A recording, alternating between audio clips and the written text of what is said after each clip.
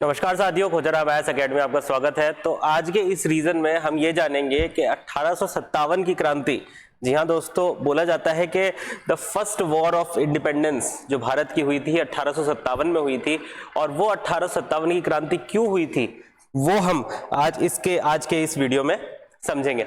तो देखो यार, जो सबसे इंपॉर्टेंट रीजन था, वैसे तो बहुत सारे रीजन थे 1857 की क्रांति के होने के, लेकिन जो सबसे इंपॉर्टेंट रीजन था वो ये रीजन था कि जो सिपाही थे भारतीय सेना में, जो ब्रिटिश सेना थी बेसिकली उस समय पे, उसमें जो सिपाही थे उन्होंने विद्रोह कर दिया था। मेरठ में 8 मई 1857 को मेरठ कैंट की जगह के ऊपर, जहां पे ब्रिटिशर्स का पूरा जो हथियार का कुंभा पड़ा हुआ था, वहां के सिपाहियों ने एक तरीके से विद्रोह कर दिया था। और विद्रोह करने के बाद उन्होंने मार्च कर दिया था दिल्ली की तरफ। तो ये पूरी की पूरी कहानी थी। तो जो सिपाहियों ने जो बेसिकली जो विद्रोह किया था, इसका मेजर रीजन क्या था, उस रीजन के बारे में हम आज यहाँ पे समझने वाले हैं।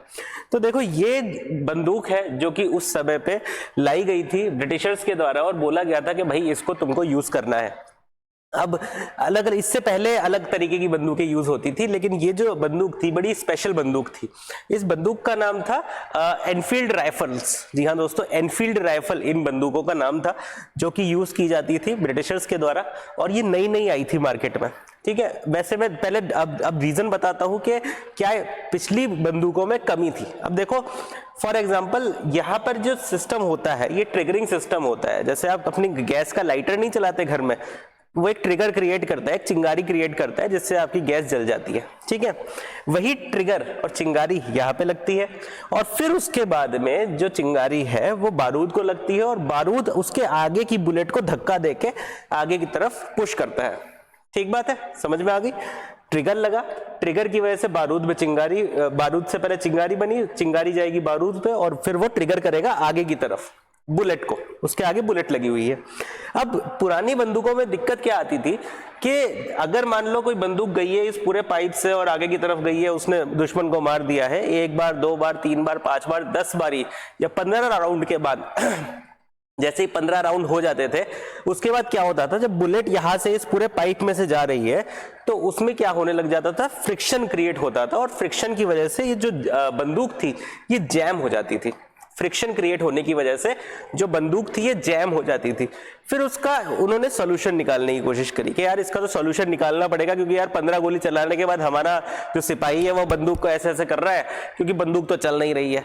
तो इसका क्या सॉल्यूशन निकला वो देखते हैं। देखो, इस तरीके की कार्ट्रेज यहाँ पे लाई गई। अब देखो कार्ट्रेज कैसी थी ये जो कार्ट्रेज थी, सबसे पहले इसको छीला जाता था। अब छीला इसलिए जाता था कि ऊपर की तरफ देखो, उसको मुंह से तोड़ा जाएगा, पहली चीज।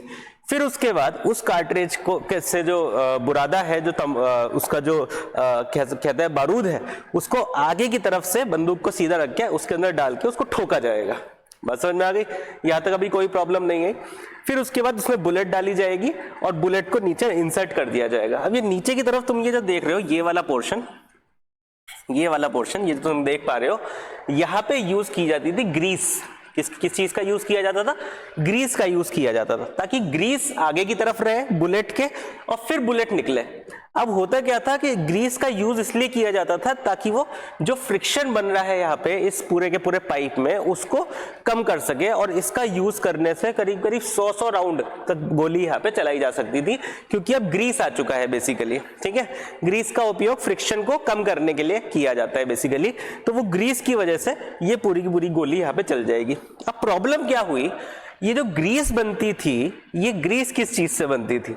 अब विदेशों में, ये ब्रिटेन में ये चीज बहुत कॉमन थी, नॉनवेज का कंजप्शन।